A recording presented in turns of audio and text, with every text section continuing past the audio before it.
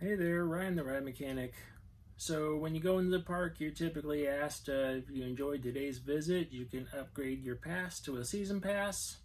Or maybe before you get there, they're saying, hey, just why don't you buy a season pass? Typically 2 visits and it pays for itself. So why would the park want to sell you a season pass to come back if they would make less money than if you came back 3 times in a row? Want to talk about a couple of key little topics there and just give you a little bit of insight if you don't have it already. Now get ready. Here we go. So let's talk about season passes for a minute. This video shouldn't be that long. What is a season pass? It's a pass that gets you back in the park for the rest of the year. Why would parks want to sell this? Well, because when they sell you a season pass, they're guaranteed up front the cost of whatever you're putting into it. So most parks, you get 2.5 times as your break-even point. The price you would pay at the front gate would be 2.5 days, if you could, of a park. So they're guaranteed that information, which is great. Or I should say they're guaranteed that money, which is what they want. But there's a lot more than just that front gate admission that comes in there. The next thing they want is parking. Well, they know you're going to drive a car there, and you're going to drive there 2.5. Well, let's face it, it's going to be 3 times. So that's 3 times the parking that they're going to get. And then they know when you come in the front gate, that's when you start saying, well, we know you're going to buy a snack and a soda, something like that, probably 3 times. You're probably going to buy lunch there 3 times. You'll probably buy another snack and another soda 3 times. So the park's almost guaranteed that cost. But then there's other things that come into play that you also won't typically think about. People that do this stuff all the time and they're in this industry and think about this stuff, it's a no-brainer. But for people outside of it, they might not think about that. Let's say Six Flags uses this feature called Bring a Friend Free. You got a season pass, and then at certain times throughout the year, that pass allows you to bring one friend through the front gate for free. And that's amazing because you can just bring somebody in the park and it didn't cost you anything. It didn't cost them anything. It's free. Amazing, right? What are they getting at with that opportunity? They're getting the opportunity to sell that person a season pass. They said, you've already come in for free. You can come in for another 2 more times. It's just a little bit of extra money. That's awesome.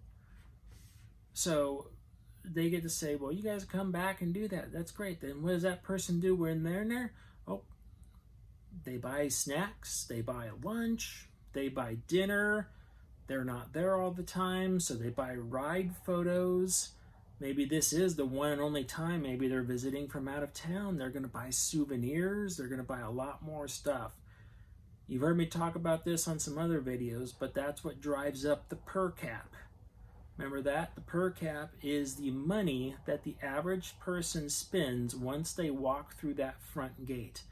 We are not talking front gate admission. We're not talking about parking. After you paid admission and parking, the per cap is what you spend while you're on the inside of the park.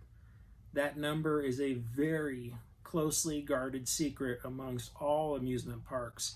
They do not talk about their per cap money because that is essentially determining what budget they can make, how many people they can bring on board that day to run rides. Long term, that per cap will determine capital expenditures. It will determine how much money they could put into the park growth, everything. That per cap is a gold number. Now, you can sit here and fathom whatever number you want to. I could sit here and tell you Disney's per cap is $62 per person. I don't know that. Just, I made that number up. But it's like, okay, so what does that give you an idea of? Well, let's just take, let's use Disney because they make their per caps probably pretty high. let's use round numbers just because that's easy to do. We're going to say your per cap per person is $100. That means that 1,000 people come through that front gate, they've just made $100,000 theoretically. The per cap could be more, the per cap can be less. So you look at a busy Disney day, like say Disneyland, and you say, well, on a busy day, they're going to have probably 30,000 people in that park. Well, 30,000 times $100 per person, that's a lot of zeros that they'll be pulling in. Now, what does that number really do? That really tells them how many crew members they could bring on that day, because the number of crew members that come into a park each day is completely flexible. They could bring on more, they could bring on less, but the number of people that are expected to be in the park will drive how many people they bring on. So if you go into a park sometimes and it's really busy and there's no concession stands open and there's hardly anything open and the lines are really long places, what happened is they said, you know, on this date, we're only expecting 10,000 people to come through the front gate, which is nothing. And then that day, actually, 25,000 showed up. I guarantee you in the background, some managers are making some phone calls trying to get more people in. But the park wasn't what's called budgeted. The park did not budget to run those numbers for that particular day. And all those numbers, everything, all boils back down to that per cap, because that's what's going to pay for those employees to show up. That's what's going to pay for those rides to operate. How much does it cost to operate a ride for a day? A lot. It costs a lot.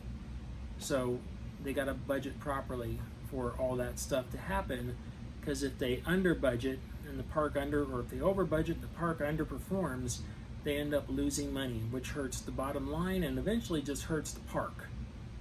So it end up costing a lot more money. So that per cap is very, very useful to know, and that's what drives everything. Season passes promote opportunities to buy stuff, which raises the per cap.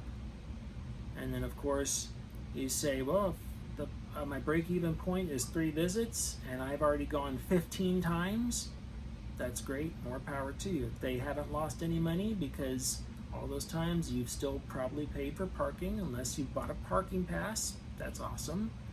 And then when you walk in that front gate, you probably still spent more money.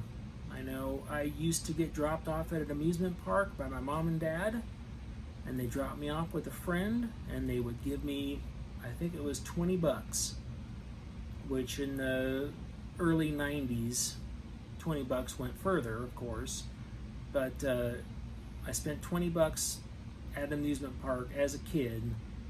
So just by myself, you know, I just had that money to focus on myself, and all I did was I just bought lunch and pretty much a snack and maybe a game or two with that money.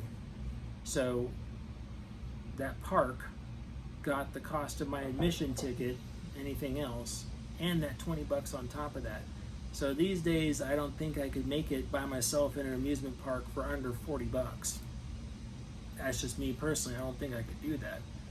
So the park is going to make at least $40 off of me every time I go, regardless of if I got in for free or if I paid for parking or not. That's that per cap number. Everybody loves it. And we drive that up by selling more season passes. More season passes, get people in, make people happy, have them tell their friends, have their friends go out and buy season passes. It's a good thing. It's all about making money, right? That's what everything today is about. It's all making money. That's the reason why I say like and subscribe, because eventually one day I might make money off these videos. Doubt it. You never know. Anyways, speaking of money, make sure to like and subscribe, because eventually one day, you never know, I might make $1 off of this video. It could happen. You never know. Worse things have happened. And then let me know in the comments if you want me to make more videos, videos about something different. I'm willing to talk about anything. Anyways, I'm Ryan the Ride Mechanic. Take care. Have a good day. Bye.